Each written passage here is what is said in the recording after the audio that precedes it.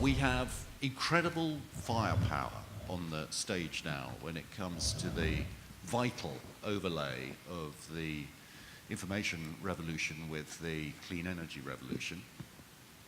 But no fire. Yes, but we have precisely 25 minutes in which to make use of it. So what I propose to kick things off is to get very specific and refer back to what Dave said, or rather, I beg your pardon, Professor Sir David King. I was chastised for calling him Dave earlier on, not by him, but somebody else. You know, the imperative that underpins everything that we're doing in our industries of addressing climate change. And you remember that diagram he showed, those of you who were there, with the really steep line coming down to zero well before 2050. That is the 1.5 degree challenge that 195 governments signed up to in the Paris Agreement. It's mind-boggling how quickly we have to get there. And yet, I think, speaking for myself, you know, I'm cautiously optimistic because the pace of change is so fast as it is, and it seems to me that we've barely begun to see the overlay of the information revolution on the energy revolution. So let me start with our two new arrivals to the team. We have Sarah, who knows all about the demand side, the supply side, and tuning it in electricity grids and Tempest Energy. And we have Ben from Tesla Energy, which I believe I'm right in saying is now a thoroughgoing energy storage integration company that occasionally manufactures a few electric vehicles. If you'd like to just sort of offer your thoughts on that challenge. Do you share my cautious optimism? And maybe we can use the little film that we've just seen to round off your presentation. That, if you like, is that's a sort of template, a start of a 10, if you like. And then I'll come to you to ask how quickly you think we can get to that in reality, given the real politics of the world we live in. Thank you very much. So I am also cautiously optimistic, but then I am an eternal optimist, so that may not be saying much. Innovators in any space are basically operating, or assume they are operating, in a competitive framework. Innovation is about outcompeting.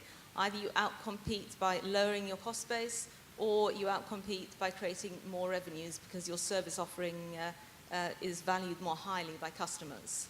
But that presupposes a competitive framework. In the energy space, that simply isn't the case. So as an innovator, you need to hold the regulator and hold governments to account to force them to apply competition law. And your success at enabling that application of competition law will to some extent determine whether we effectively and transition fast enough.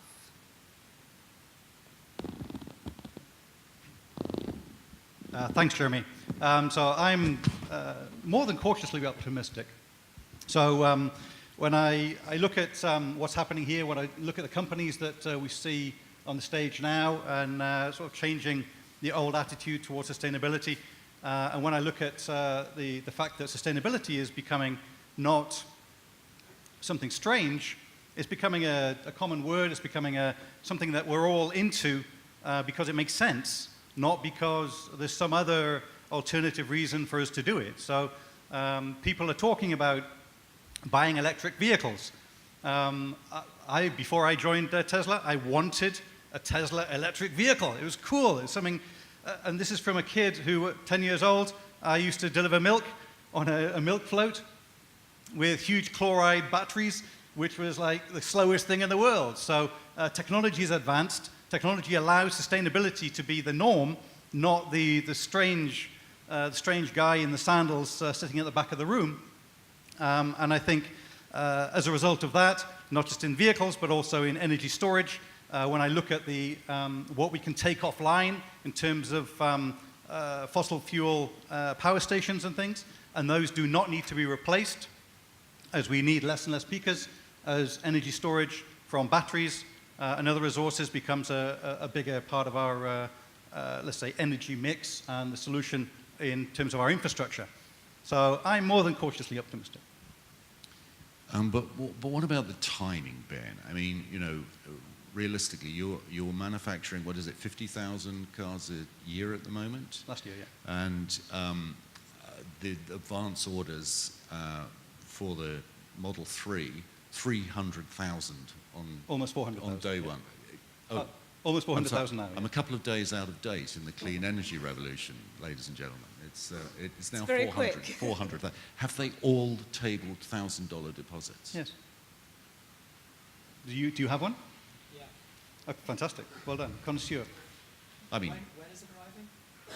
Soon. no, that was going to be my question. So, yeah, and then I'm sort of struck by the fact it took Viagra 9 months to get to its first $1 billion of sales, and yet you sort of pre-ordered. Interesting comparison. Yeah, okay. But I'm interested in the... Both very aspirational. I'm interested in the deliverability of it because, you know, first you've got to deliver them, and then we have the overlay of the kind of interplay with the grid that Kirsten was talking about. So come on, I mean, realistically, we've seen how clean energy companies can, you know, dream early and crash and burn, like Sun Edison. Reassure us.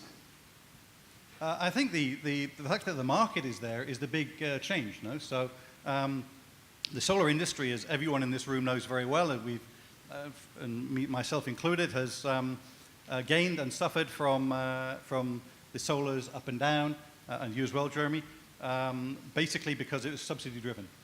We're not talking about a market that's subsidy driven. We're talking about a market which is sustainable because it's real, and the value that energy storage, whether it's in a vehicle or in a grid or in your home, is a sustainable value proposition. It's not something that relies upon a government or relies, or apart from barriers, in terms of subsidies. There's no feed-in tariffs.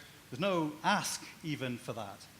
It's not required. So the business models that we're looking at right now is in the UK market, for example, especially through aggregators, they're actually very, very compelling.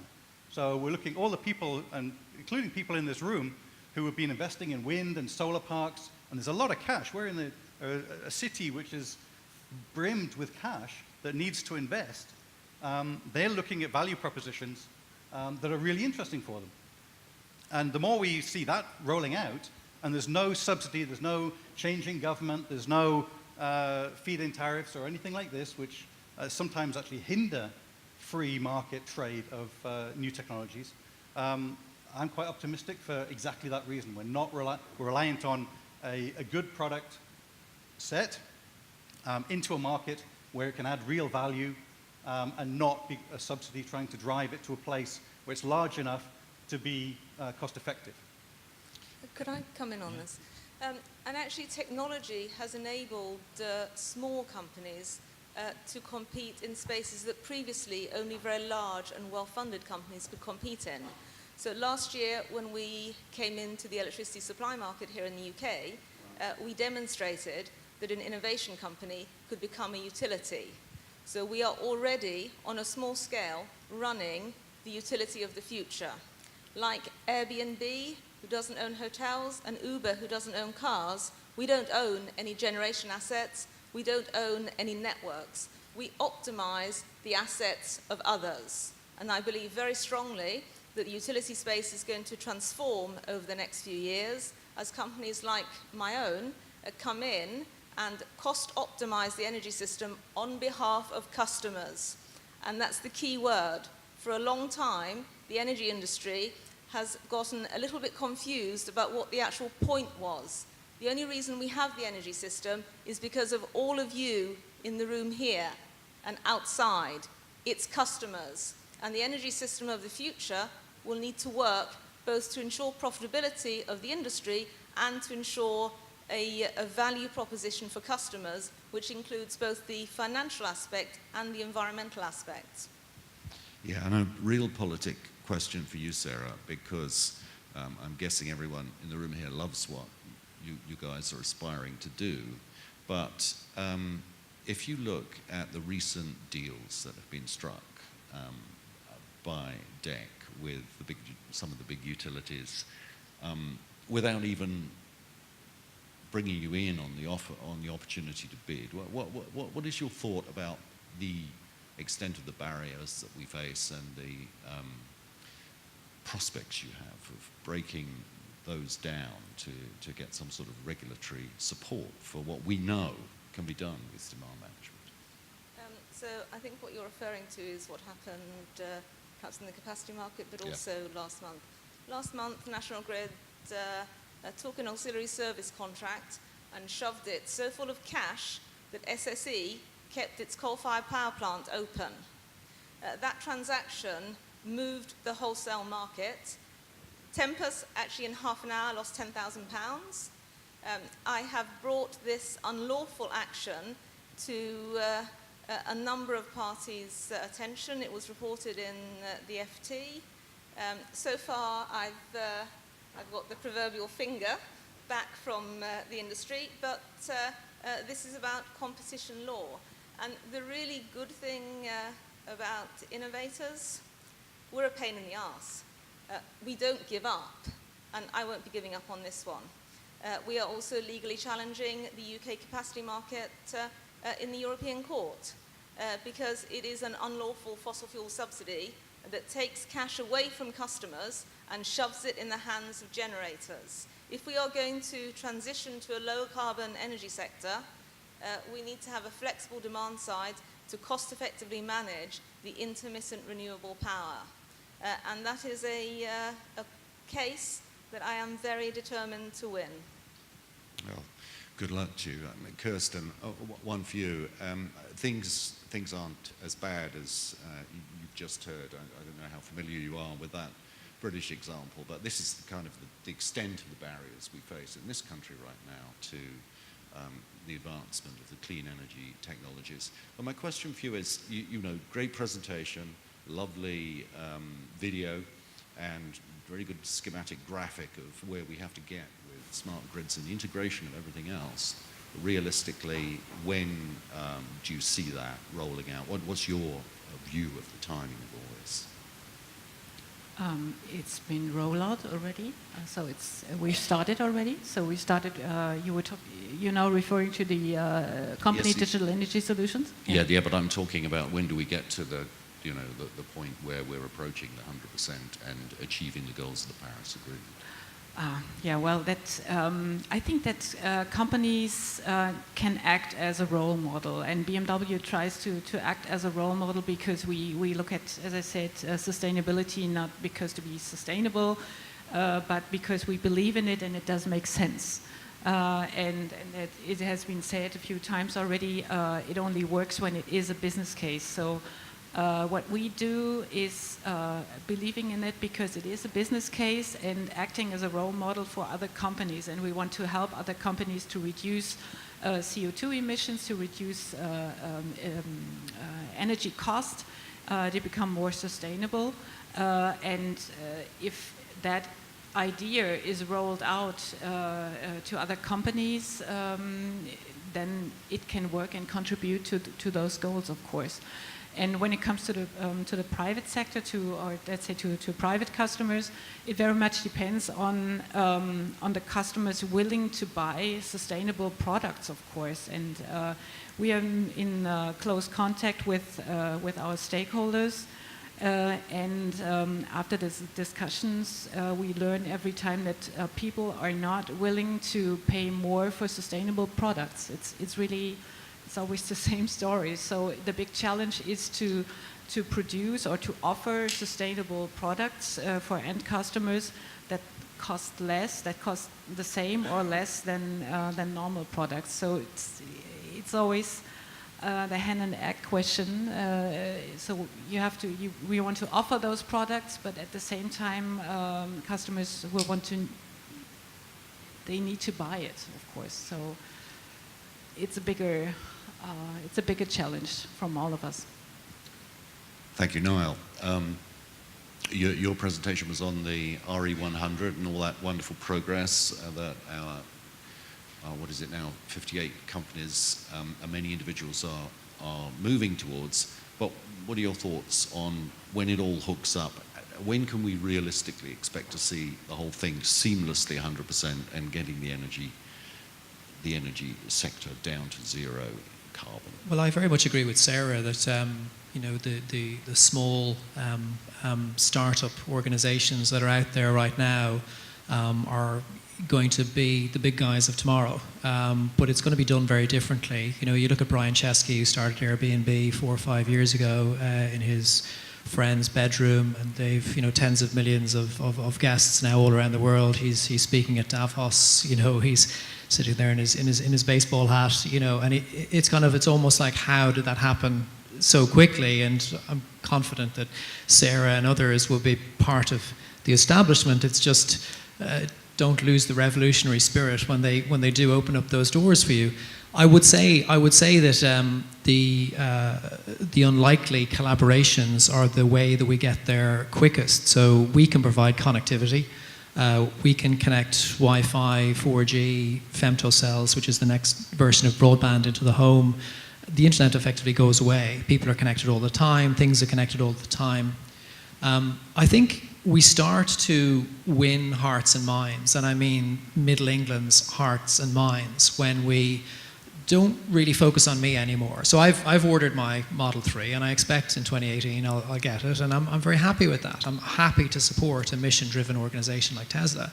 I've been talking to Jerry about getting a power wall in my shed and solar on the roof, and the Be Green Systems guys who've renovated my house in Buckinghamshire, open source geothermal as well. So I'm lucky that I'm able to put capital in and do all of that. And while I'm waiting for my Model 3, this is not a plug, but I'm driving an i3 until my Model 3 arrives. So You're such a supportive I don't panelist. think me doing all of that's going to change George Osborne's approach to this. And I think we just need to get busy with doing. And I think we need to ask ourselves the question, you know, how can these market-driven solutions, the most successful product launch in history is now a sustainable product. It's an aspirational product. And I think we need to look at that model, and we need to say, what other collaborations can we actually really tap into that solves for some of the things that politicians actually really care about? They don't care about me and my home in Buckinghamshire. I might be a little chirpy on Twitter every now and again, Jeremy, you know that, but fuel poverty in this country, at the time where we're actually collaborating together, working on social housing solutions, where we're engaging people who love football but love their families and basically want to figure out how they can pay their fuel bills every month, and we're creating collaborations that can actually solve for that. That's where News Corp sell the most papers. That's where media are focused. That's where politicians see most of the noise, most of the social issues actually coming from. When our collaborations are not so much focused on me and my home in South Bucks, but we're actually looking at people in social housing all across the UK, which is, you know, 34% of the people who are, you know, kind of still offline at this stage, and saying, how do we reach them? How do we take them out of fuel poverty? How do we actually provide them the same opportunities that are afforded to the rest of us? And how can our connectivity, your decentralized energy systems, your ability to kind of leverage assets, how does that all actually come together to solve some of these social issues at scale, and actually put our capital in play in collaborations that actually facilitate that? That furthest first mindset, I think that's the time that MPs actually to say, just they don't need any convincing anymore. That's how we normalize it. And that's when News Corp starts to pivot and say, actually, newspaper editors, they back winners. That's what they do. They back the winners all the time. The big six are the winners, so they back the winners. But as soon as they see you're going to be the winner, they switch to you pretty much overnight. So we just got to prove we are the winners, and we've actually got to do it for the hardest segment out there, the politicians and newspaper editors really care about. And I think the time that we start doing that and creating those collaborations is the time that this actually starts to all shift in our favor. Right. Let's take a nest of 3 questions, if we may, from the audience, from the panel. I think your last comments there about where we go into the community energy sector and all of the rest of it is absolutely nailed. And I think the new emerging companies really will hold the future. I think my biggest fear, and I really am prepared for the challenge and the fight on this, is how we get government and the politicians to stop being almost scaremongered into the fear of the, what I dare say, the hypothetical blackout scenario where, you know, the big six lose their customers and they can't afford to retain the, you know, the centralized power stations, which is then we don't have enough to do what is required to sustain the country purely under the 100%. And I think my question to you all here is, how do we overcome that gap, which I think clearly is the biggest step that we got to go through? Thank you. I like to think about what the future of energy is going to be in terms of how are we going to actually make the electricity. I mean, it's very nice to talk about electric cars with their solar panels, but if you had, say, for example, in Germany, 50% of the fleet were electric, where would you get the electricity from? That's one of my it's a type of question that makes me somewhat cautiously pessimistic, not optimistic. On the other hand, there is a solution, and the solution really is not renewable energies, but I'm talking about something which is in a certain sense a renewable energy, and that is fusion energy. Now, I know that always brings up questions as to what is he talking about? Is that cold fusion or something? No, I'm actually with an association called Fusion Advocates, and if you would like to have any more information about it, I have a lot to talk about. Okay. In fact, I'd like to give a little talk if this is at all possible today. So the question is about what our reaction, the panel's reaction to fusion. No, my question really is, how do you see other sources of energy besides solar and wind? Okay, thanks. And then one over here.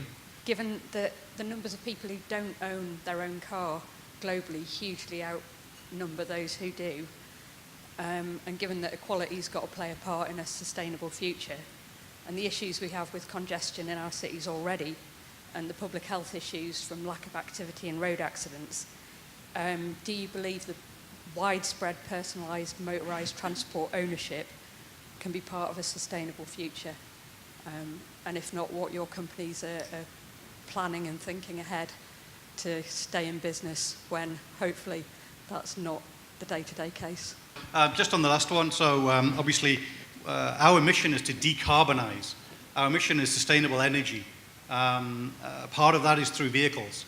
So as we see schemes all over Europe right now where people pick up a car, use it for a couple of hours, drop it off again. We don't see that as a bad thing at all. We also see automated driving. So what does the future look like? Is the future that we're all actually driving vehicles? Well, maybe, maybe not. There are ways of decongesting our cities and ways of decarbonizing transport, and we're looking for those ways and fully supportive of what that looks like in the future. Okay, thank you, Ben. So we somehow have the same mission. So we started the Project I that was at the beginning of electric mobility for BMW. We started the aspiration to build an electric car with building the most sustainable car that has ever been built, and I think that we've done that very well. So, yeah. But so far for electric mobility, you were asking about those people who don't have a Tesla or a BMW car or another electric car. I think there are many ways in taking part of decarbonization. When it comes to BMW offerings, we do see that there is a big change going on in customer needs. And that was also one of the reasons why we looked at other service models, other business models, other ideas that fit with customer needs. And for example, mobility services, new mobility services is one of the answers. So we have invented Drive Now, that is our car sharing business together with Sixt, and it's also running in London, for example. And we do believe that those people who don't have cars can use a car sharing, and that has reduced traffic in big urbanizations a lot because most of the traffic that you have in big agglomerations comes from looking for a parking space. And this is something that you reduce with car sharing, of course. So that, on that question, I think that I very much hope that it answers your question. And then there was another question on where does the energy for electric cars come from? We have looked at that a lot because that's a question that comes a lot. And we found out that that's really not an issue, not at all, because the need for electric cars, for example, in Germany we have the goal of having 1 million cars until 2020, so that won't work out, but the energy needed for those this number of electric cars is only 1% more energy, because the biggest challenge in having or providing energy for electric mobility is providing the load at the respective time. Because when do you charge electric cars? You charge them when you come home, in the evening, or at night when you have a charging management, or in the morning. So it's always some special peak hours. But during the day, when you have the big, when you have the peak demands of other industries, then you don't charge electric cars. So it's only a question of providing the load at the respective time. So we don't see any challenges for that there is more energy needed or more electricity needed for electric cars. Thank you. I think everyone can probably guess which question I'm going to answer. It's been an incredibly successful strategy from incumbents who own fossil fuel generation units to lobby governments for subsidies using fear tactics.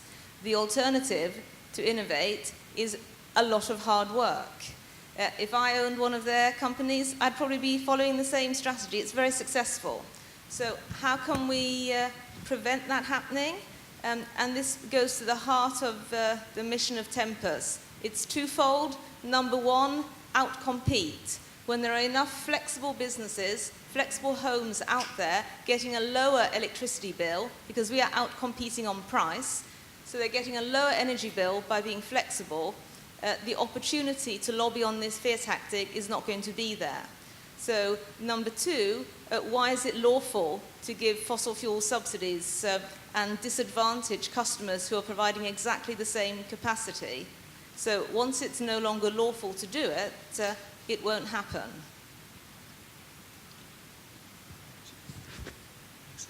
Just briefly on the challenge around, let's say, the API in America, and just a very practiced, rehearsed lobbying machine that while it on the one hand it may say something through its CSR bolt-on, but in the back rooms and in the kind of the private conversations with either Washington, Beijing or London are saying something completely different, or even through industry forums something completely different as well. I think all of that it's dying, and it's dying quite spectacularly. And I think when the beast is dying, there's always going to be a couple of kicks, basically, that can be very, very, very harmful. But 2015 was the year where we really started to see people in this room, brands who get this, disruptive players in the marketplace, really starting to speak with that unified voice. And I think be heard. I think realize that 196 countries actually agreeing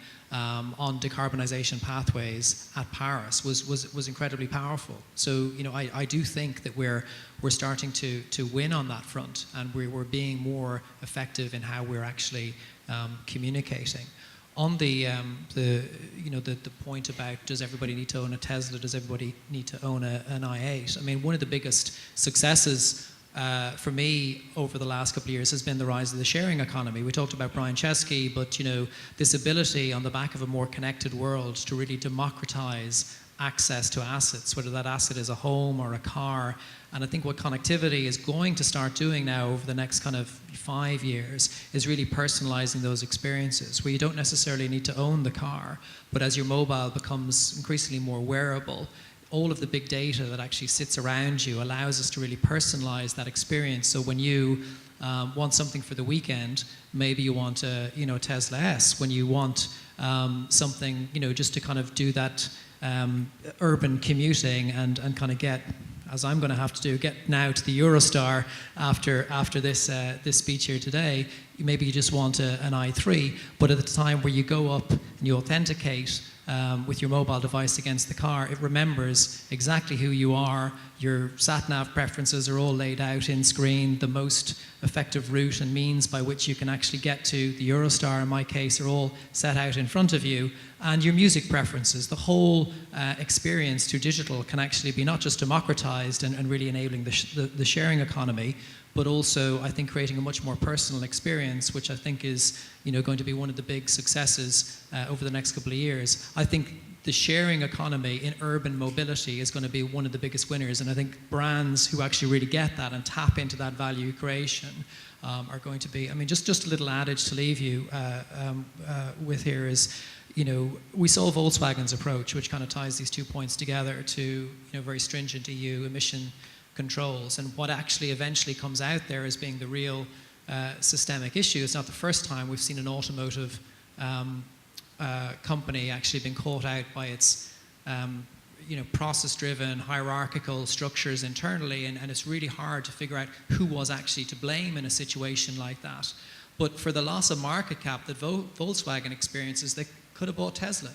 And then you see, BMW, really creating something that is absolutely transformative in terms of their entire business model and everything that actually sits around them. So, we all have a choice. We can be the beast, lying on the ground, bleeding and just basically kind of giving out these dying kicks, or we can innovate like Sarah and others on this stage are doing, and we can create the future.